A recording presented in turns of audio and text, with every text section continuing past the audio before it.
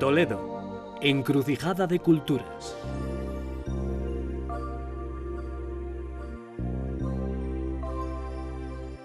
Toledo, encrucijada de culturas, ciudad milenaria. Se encuentra a tan solo 70 kilómetros de Madrid y es una de las ciudades más visitadas de España. Existen yacimientos que indican que pudo estar habitada desde la prehistoria. Los romanos tomaron la ciudad como elemento clave para controlar la línea defensiva del río Tajo, y desde entonces ya hay escritos que la citan como Toledo. Durante siglos fue territorio disputado entre árabes y cristianos, y los judíos convivieron con ambos reinos hasta su expulsión a finales del siglo XV. Se rompió así la tradición que había mantenido la ciudad como ejemplo de convivencia y tolerancia entre las tres grandes religiones monoteístas. Sus culturas florecieron aquí y dejaron sus huellas en cada esquina. Hoy, Toledo es la capital de la Comunidad Autónoma de Castilla-La Mancha y sede del arzobispado.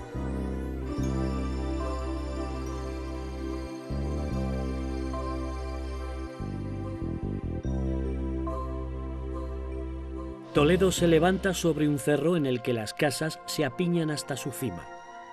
La ciudad ha crecido a las orillas del caudaloso río Tajo, que ha esculpido su particular orografía. Aún se conservan restos de murallas en los límites del casco antiguo.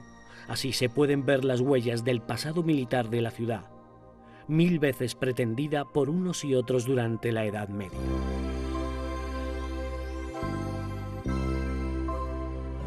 La Puerta de Bisagra es la entrada a la ciudad cuando se llega desde Madrid. Es la más espectacular de las puertas de Toledo. El nombre de Bisagra tiene procedencia árabe y significa vía sacra. Toledo fue la primera ciudad que se sublevó contra Carlos I de España y V de Alemania en la rebelión de los comuneros, que consideraba al monarca un extranjero. Toledo fue el último lugar en rendirse, y quizás ese fuera el motivo por el que el emperador quiso establecer la capital en la ciudad. Para ello, encargó una serie de mejoras y modernizaciones, ya que su urbanismo se hallaba todavía enclavado en la Edad Media. La Gran Puerta de Bisagra fue el gran emblema de ese proceso. Su construcción fue diseño de Covarrubias, aprovechando el emplazamiento de una antigua puerta árabe. Los símbolos del emperador presiden toda la obra.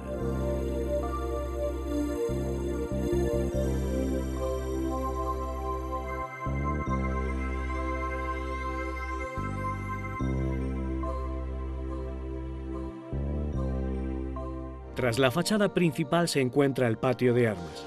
En el primer piso de la puerta, en la cara que da a la ciudad, tenía su residencia el alcaide, encargado de las recaudaciones de impuestos más importantes, al ser esta la puerta con mayor tránsito.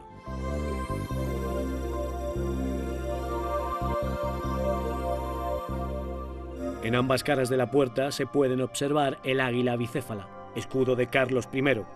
Tan prendado quedó de la ciudad que decidió regalar su emblema a la misma. Desde entonces es también el escudo de Toledo.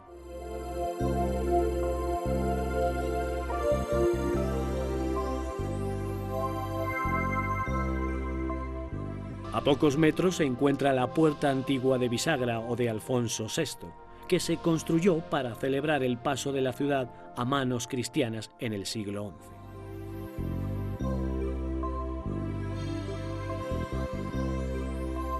La Puerta de Bisagra abre paso al barrio del Arrabal, presidido por la iglesia del mismo nombre. Su belleza le ha hecho ser considerada por algunos como la Catedral del Mudéjar.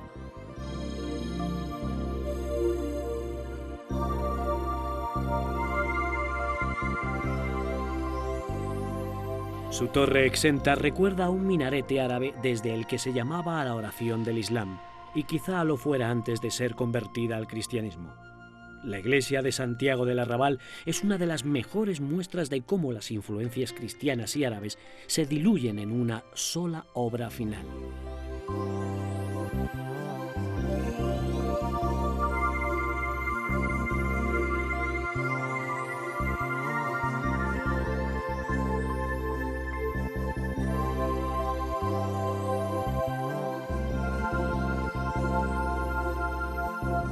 Los arrabales son barrios típicamente musulmanes que nacieron en el exterior de las murallas de las ciudades. Gozaban de gran autonomía con sus propios mercados y mezquitas.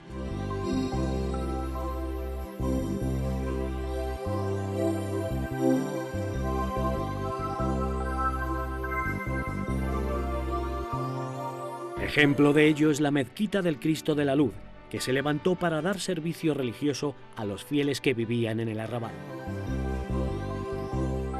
Es la mezquita que mejor se conserva de toda la ciudad y, aunque luego se consagró al culto cristiano, la que mejor recuerda el pasado de una cultura que gobernó Toledo durante más de 3 siglos.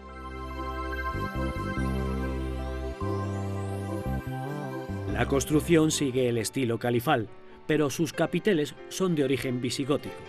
Esto indica que posiblemente hubo un anterior templo dedicado al culto cristiano y sus capiteles fueron reutilizados para el Islam. Una vez más, las culturas vuelven a encontrarse y a entremezclarse en Toledo.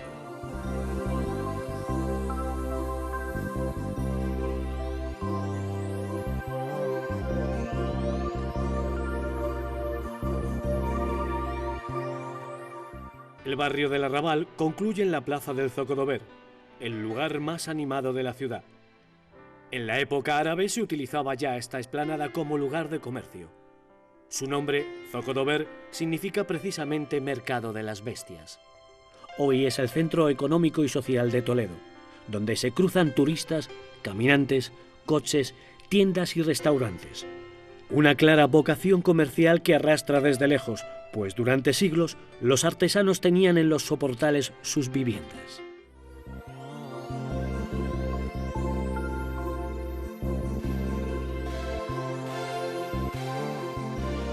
Desde siempre, la plaza ha sido el escenario de la vida de la ciudad. Aquí se hacían los autos de fe de la Inquisición española. Se ejecutaba a los reos o se celebraban corridas de toros y juegos de cañas. Gran parte de la historia de Toledo ha transcurrido en Zocodover. Los balcones que sobresalen de cada ventana de los edificios se construyeron para tener una vista privilegiada sobre todos estos acontecimientos.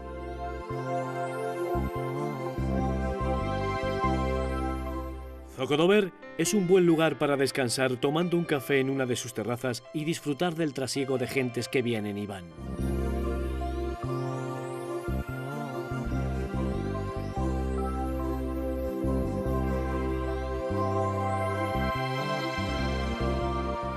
Preside la plaza el edificio de Gobernación Civil. Bajo el reloj se encuentra el Arco de la Sangre. La leyenda le da 2 orígenes a este nombre. Una cuenta que el arco era el lugar elegido por la Cofradía del Cristo de la Sangre para dar misa a la población cuando la ciudad se encontraba sitiada.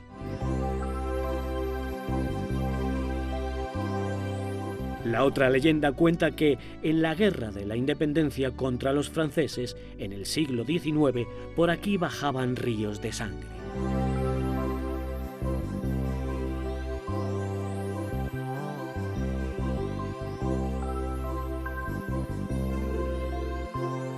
Toledo se levanta sobre 7 colinas, lo que le confiere esa geografía de calles en continua pendiente.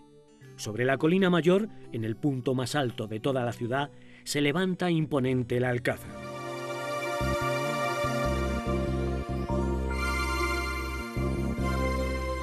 A tan solo unos pasos de la plaza del Zocodover, este fue el lugar que eligieron romanos árabes y cristianos, para erigir sus fortalezas defensivas. Carlos V encargó rehacerlo por completo de nuevo para poder tener un lugar de residencia digno de un emperador en Toledo. Covarrubias fue de nuevo el arquitecto elegido, que dotó al conjunto de un claro estilo renacentista, en el que 4 grandes torres destacan sobre sobrias fachadas. Sigue la idea imperial que conjuga el aspecto y funciones militares con una ordenación y decoración a la romana. Antes de ser terminado por completo, Felipe II trasladó la capital de la corona a Madrid, por lo que el Alcázar nunca pudo cumplir la función de residencia de reyes para la que fue prevista. Escenario de batallas desde la Guerra de Sucesión a la Guerra Civil, ha sido numerosas veces restaurado.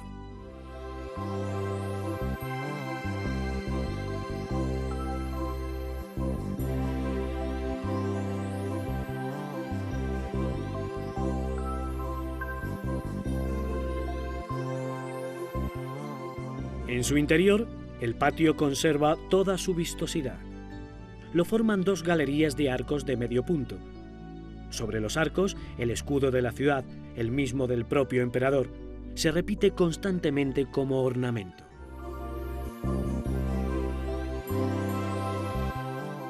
En el centro de la explanada se alza una estatua del emperador Carlos V vestido a la romana, ensalzando así el ideal de César romano que siempre le acompañó.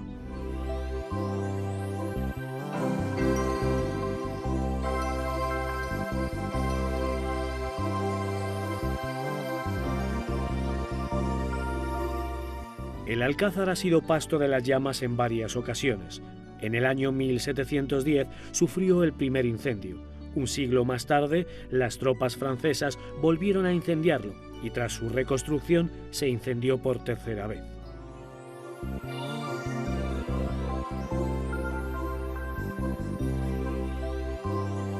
En el diseño de la escalera imperial colaboraron hasta 3 arquitectos diferentes. Covarrubias, autor de la Puerta de Bisagra y responsable del diseño de la fachada del Alcázar; Villalpando, que diseñó el patio central; y Juan de Herrera, arquitecto del Escorial. Entre todos dotaron a esta escalera renacentista de su gran majestuosidad. Se convirtió así en la primera escalera propiamente imperial de la arquitectura española.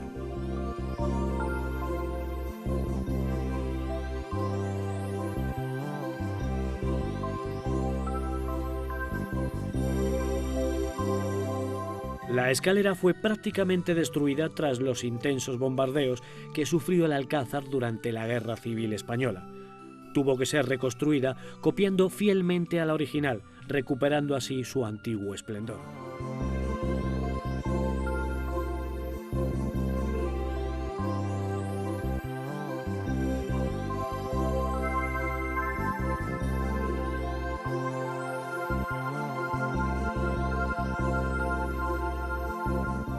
En el primer piso se encuentra el Museo Militar, en el que se pueden observar las muestras de su pasado bélico: maquinaria de guerra, maquetas de barcos, trajes de soldados.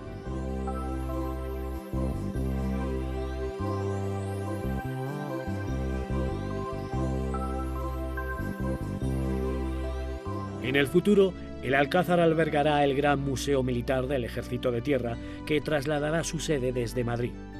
Se reconoce así su importancia como testimonio de la historia de España.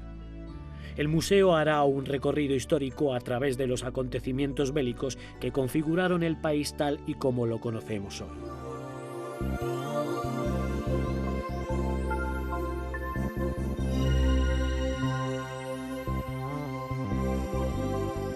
Aún se conserva una sala tal y como quedó tras la Guerra Civil: el despacho del general Moscardó. El general Franco quiso conservarlo en memoria de uno de los hechos más recordados por los franquistas. Cuando el ejército republicano apresó al hijo de Moscardó, le ofrecieron salvar su vida a cambio de su rendición, pero el general prefirió sacrificar a su hijo antes que entregar el Alcázar.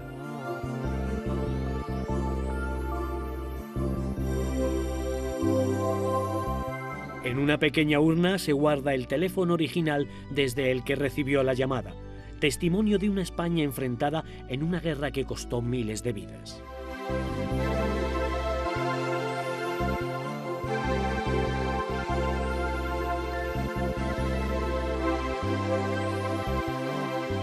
En el camino que va desde la plaza del Zocodover hasta la catedral se encuentra la calle del Comercio. Aquí se concentran buena parte de las tiendas de Toledo. Ya desde antiguo era el lugar elegido por silleros o herreros para atender las necesidades de los hidalgos. Joyeros, zapateros y sastres satisfacían los requerimientos de belleza de las damas.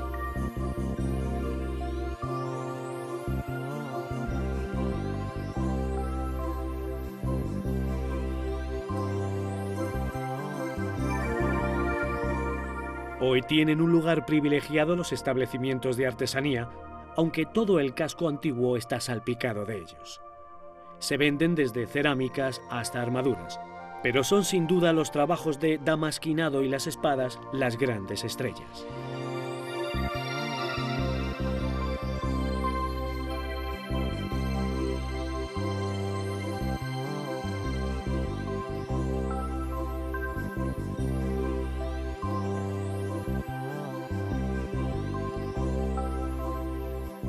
La elaboración de espadas y armaduras tiene una tradición de al menos 500 años. Hoy es posible, como en los tiempos de Carlos V, comprar cascos, yelmos, armaduras y, en fin, todo lo necesario para ser considerado un caballero del siglo XVI. Los toledanos tienen fama de buenos artesanos desde antiguo. Se dijo de ellos que poseían secretos para poder realizar su trabajo como espaderos con tanta perfección. Algunos de estos logran el título de espaderos del rey en el siglo XVI. En una ciudad en permanente conflicto floreció una artesanía que le dio fama mundial. Hoy se mantiene más viva que nunca gracias al auge del turismo, siguiendo en su mayoría el proceso de fabricación manual a manos del artesano.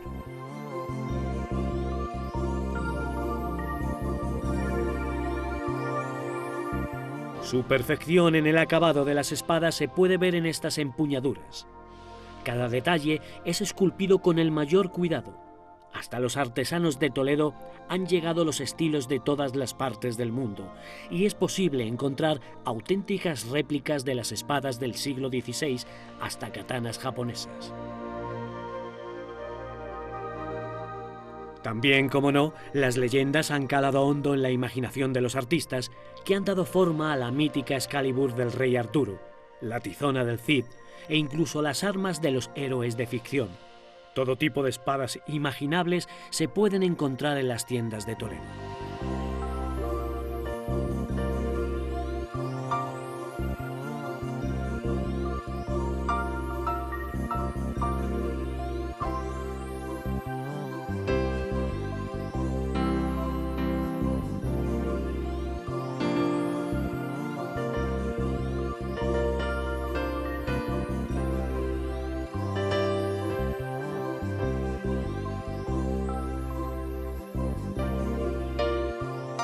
La otra gran muestra de artesanía de la ciudad es el damasquinado.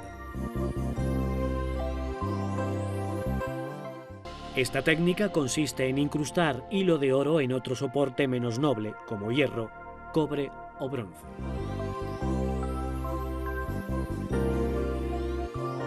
El artesano en esta ocasión está haciendo una serie de pendientes con la estrella de David como motivo. El primer proceso que se realiza es el de picado, en el que se trata de hacer los surcos o hendiduras para que el metal fino, oro o plata, se quede incrustado en el acero. Después viene el trazado de la pieza, en el cual se hace el esqueleto, por el cual tienen que ir las láminas y el hilo de oro.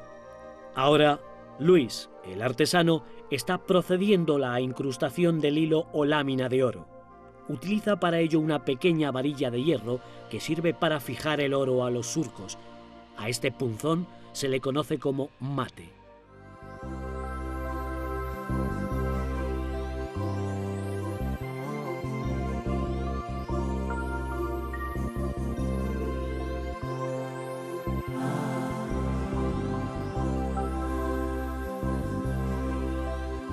Con Con gran destreza, traza el dibujo incrustando el hilo de oro con el punzón, con un manejo de años y años de dedicación al damasquinado. De generación a generación se ha transmitido este arte, en el que las familias de artesanos vienen desde antiguo. El arte del damasquinado era ya conocido por los antiguos egipcios, pero fue en Damasco donde floreció, y desde allí llegó a Toledo a través de la dominación musulmana.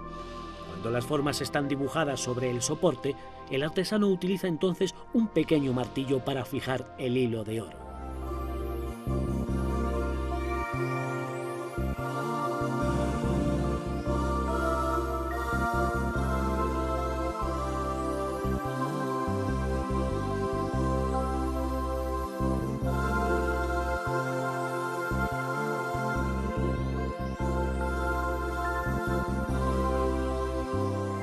Estos pendientes son el resultado final. Pero para llegar a él, primero hay que pasar la pieza por un baño de 800 grados centígrados en una mezcla especial, para que el acero tome un color negro y el oro resalte. Después, un último proceso dará brillo al oro, combinando los tonos mates con los brillos.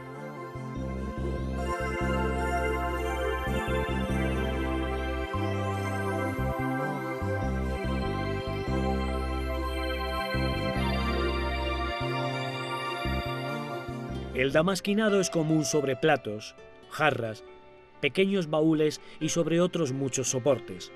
Los objetos se convierten así en pequeñas joyas. Las calles de Toledo están llenas de tiendas donde se pueden apreciar muestras de este arte sobre un pequeño plato o vasija, con sus reflejos dorados o plateados.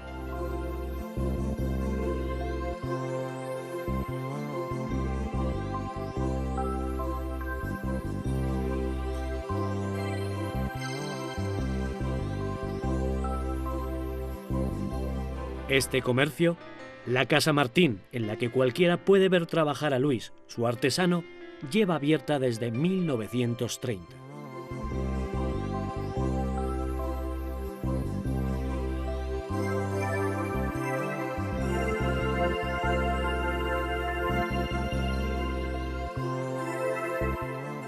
Sobre la calle del Comercio se levanta orgullosa la torre de la Catedral Primada de Santa María.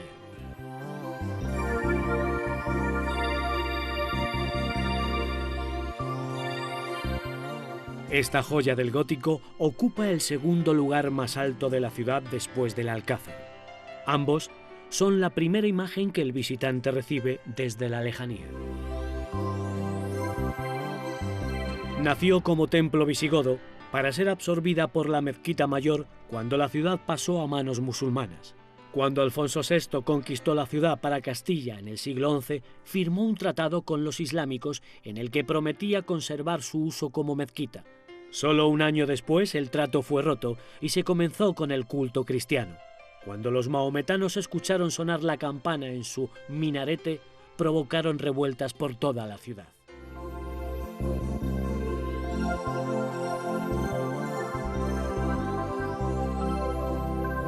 Casi 2 siglos después, el estado ruinoso en que se encontraba la antigua mezquita provocó que se comenzaran las obras de la actual catedral. Los mármoles del antiguo templo fueron aprovechados en algunas de las columnas del interior.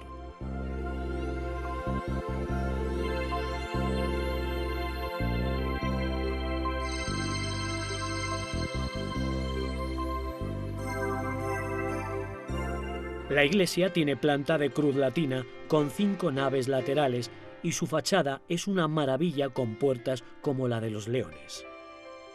Contrariamente a la corriente gótica, la catedral solo tiene una gran torre en vez de las 2 al uso. Está rematada por una esbelta aguja flamígera y en su base se encuentra el tesoro catedralicio que se saca cada año para la procesión del Corpus. La torre campanario tiene una decoración de azulejos mudéjares traídos desde Valencia.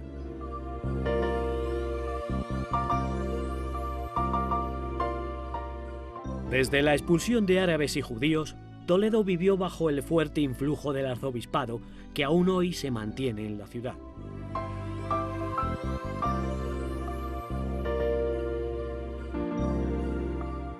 La Catedral Primada es una de las más hermosas de España y por sí sola un poderoso motivo para viajar a Toledo.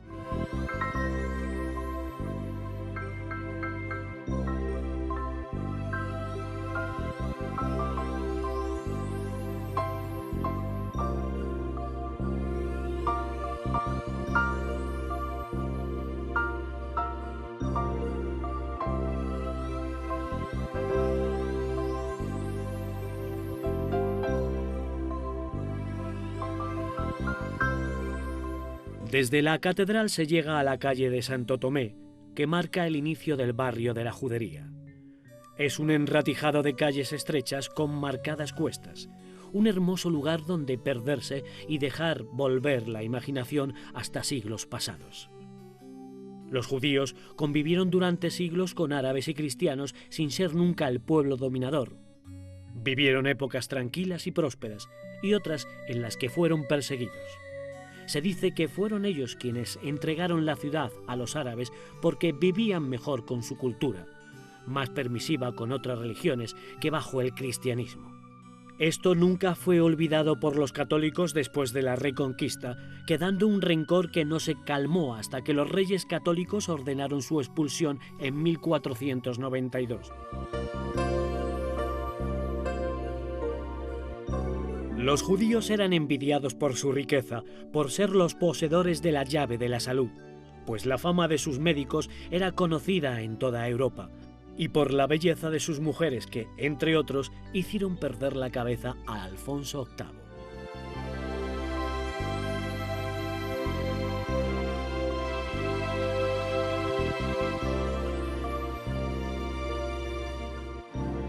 La Sinagoga del Tránsito se construyó para responder a las necesidades de culto del pueblo hebreo.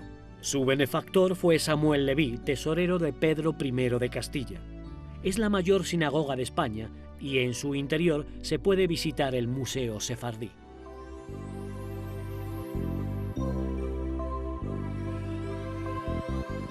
El nombre de Sinagoga del Tránsito le fue dado a posteriori ya en su uso cristiano.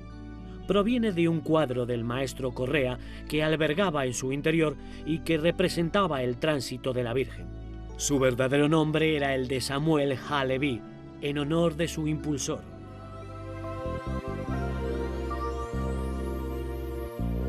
El templo es considerado la mejor muestra del mudéjar toledano, ya que los judíos también usaron la herencia arquitectónica árabe en sus construcciones.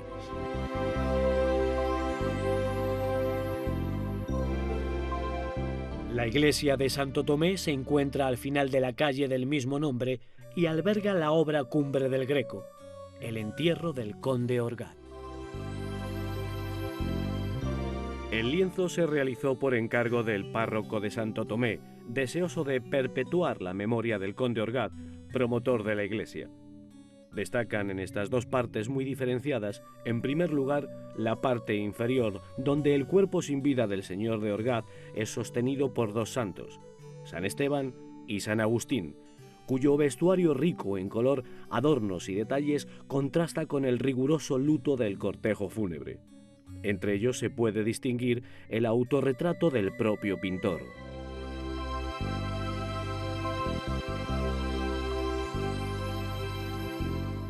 Por otro lado, en la parte superior, el autor da rienda suelta a su imaginación y nos deleita con una escena celestial. Un ángel sube el alma de Orgaz hasta Cristo, asistido por la Virgen y San Juan. Se aprecia en esta parte la desigual disposición de los diferentes personajes, así como los tonos empleados, más vivos y luminosos, en contraposición a la parte inferior, que resulta más lineal y contenida.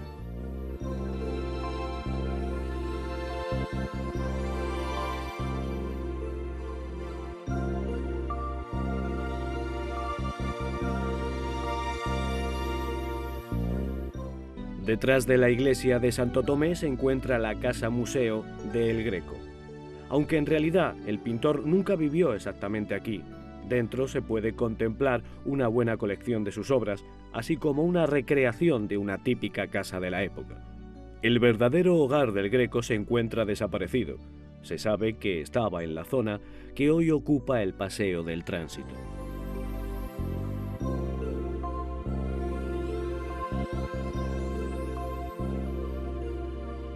La iniciativa de la Casa Museo fue de un marqués toledano que, a principios del siglo XX, decidió reunir en unas viviendas contemporáneas al Greco algunas de las obras maestras del pintor, que andaban dispersas por Toledo en condiciones lamentables.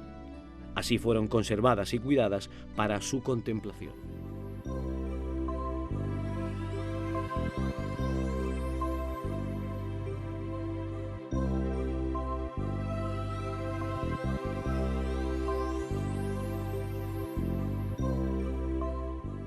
Dejamos la casa del Greco para visitar el barrio de los conventos.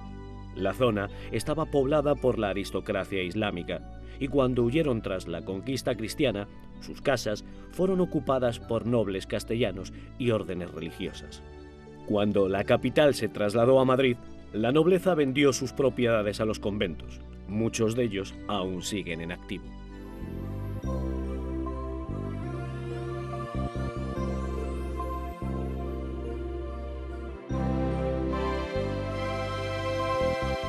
Desde entonces, un profundo espíritu católico impregnó estas calles. Un paseo por ellas nos contagian de la paz y el sosiego que se respira en esta zona de la ciudad, por donde parece no pasar nadie.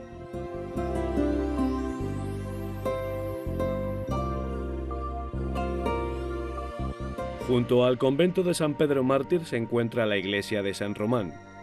Inicialmente fue una construcción visigótica ideada como iglesia, pero tras la dominación musulmana fue usada como mezquita. Después se retomó a su uso como iglesia. Por ello conviven elementos árabes y cristianos en su interior. Tiene planta basilical de 3 naves delimitadas por unos grandes arcos califales que se levantan sobre columnas visigóticas.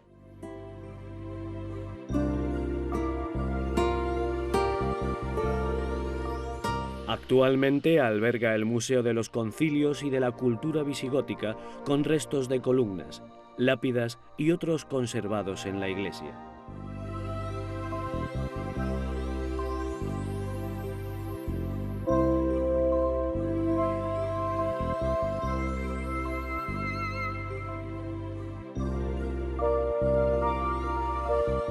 Todas sus paredes están cubiertas de frescos románicos que aparecieron a finales de los años 60 del pasado siglo en los trabajos de restauración de la iglesia. Todavía se puede observar su belleza. Son dibujos de colores planos en los que las figuras están remarcadas con gruesos trazos negros.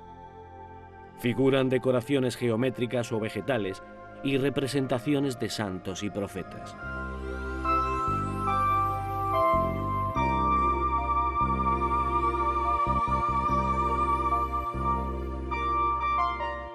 Estas pinturas también tenían un componente dogmático para los fieles, como se puede ver en este gran fresco dedicado al juicio final.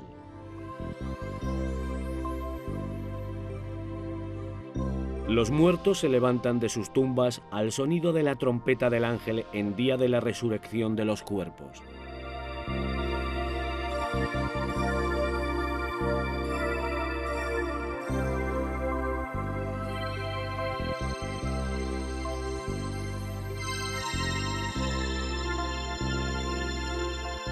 La zona de los conventos transcurre entre hermosas muestras de arquitectura religiosa, como la iglesia de Santa Leocadia. Su torre campanario a la manera de minarete y su fachada son apenas los únicos restos que se conservan con su estilo mudéjar original. La iglesia de Santa Leocadia está literalmente pegada al convento de Santo Domingo el Antiguo. Este monasterio es el más antiguo de la ciudad y el único convento de clausura parcialmente abierto al público. Las monjas de la orden cisterciense son las encargadas de atender el pequeño museo habilitado para los visitantes. El Greco recibió del convento su primer encargo en Toledo. Del retablo original se conservan los laterales, 2 lienzos que representan a San Juan Bautista y a San Juan Evangelista.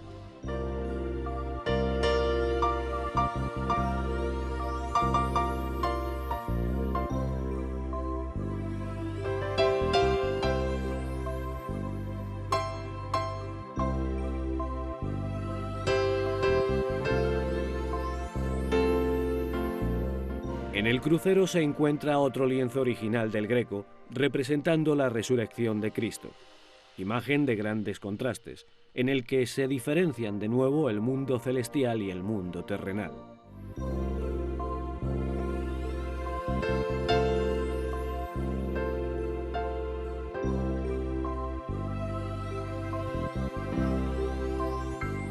Junto a la verja de entrada al museo hay en el suelo una pequeña abertura cubierta con un cristal desde la que se puede ver el féretro del Greco.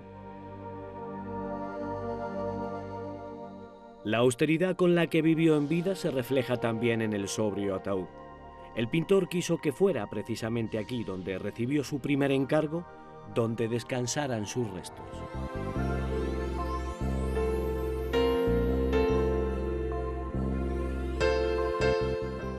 La última estancia abierta al público es el coro, donde se expone el Museo de Arte Religioso del convento.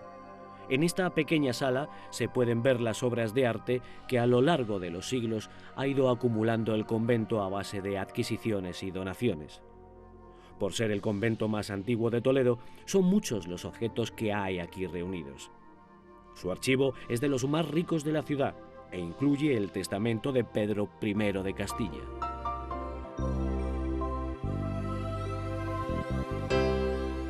Entre las obras de arte se pueden destacar una talla gótica de la Virgen con el Niño del siglo XIII y una de Santa Ana del siglo XVI. En el antecoro se preparaba el trono a los reyes como Felipe II cuando visitaban el monasterio.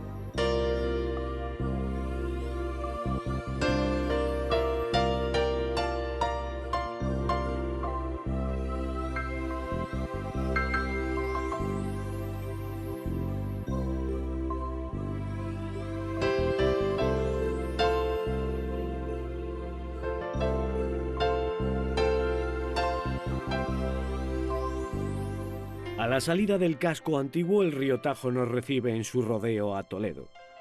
En la cara oeste nos encontramos con el puente de San Martín. Construido en el siglo XIV, representa una obra impresionante para su época. Está constituido por 5 arcos. El central mide 40 metros de ancho y fortificado en ambos extremos por sendos torreones. Fue erigido para sustituir a otro puente que se encontraba más abajo y que se vio arrasado por una riada. Después de su construcción tuvo que ser parcialmente destruido para impedir la entrada a la ciudad a las tropas de Enrique II de Trastámara.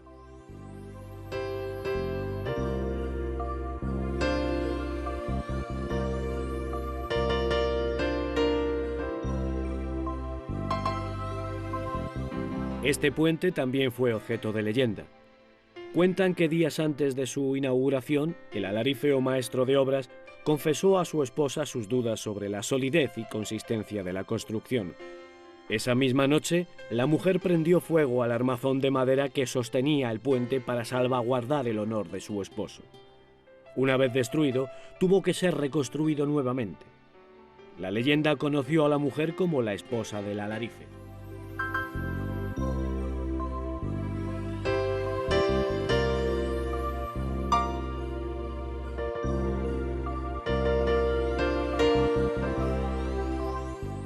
A tan solo unos pasos del puente de San Martín se encuentra el Baño de la Cava. Este pequeño edificio es una cabecera de puente de barcas del siglo XII, donde la leyenda dice que se bañaba Florinda, llamada a la Cava, mientras el lujurioso don Rodrigo la espiaba.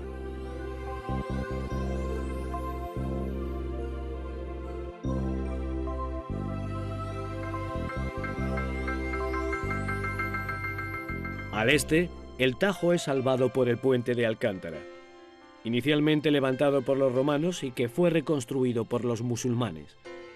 La última remodelación fue encargada por los reyes católicos, lo que ha dejado su forma gótica. El escudo de los reyes quedó esculpido en la piedra.